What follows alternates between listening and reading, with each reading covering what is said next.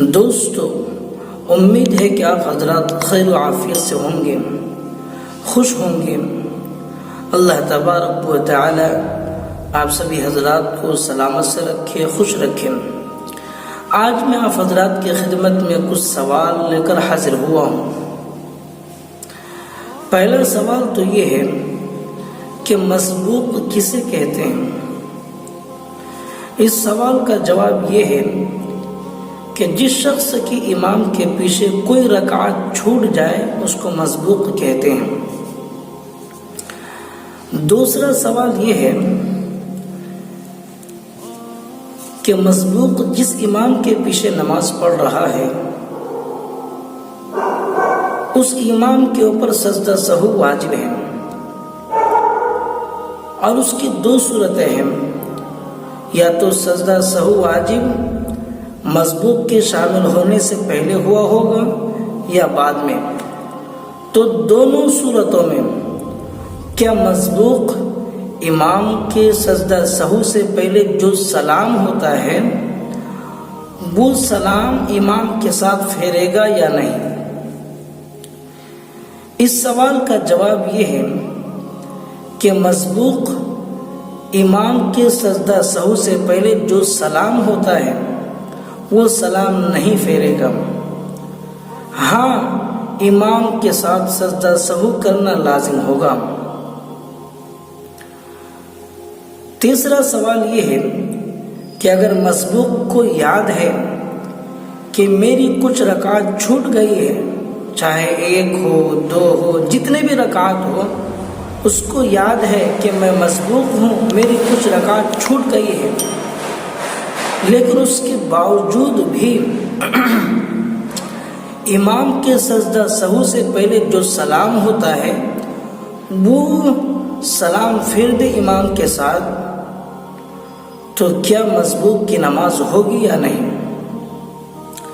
اس سوال کا جواب یہ ہے کہ اگر مسبوق کو یاد ہے کہ میں مسبوق ہوں، میری کچھ رکعت چھوٹ گئی ہے، لیکن اس کے باوجود بھی اگر وہ امام کے سجدہ سہو سے پہلے جو سلام ہوتا ہے وہ سلام پھیر لیتا ہے تو اس کی نماز فاسد ہو جائے گی، اس کو اسیر نو نماز ادا کرنا ہوگا۔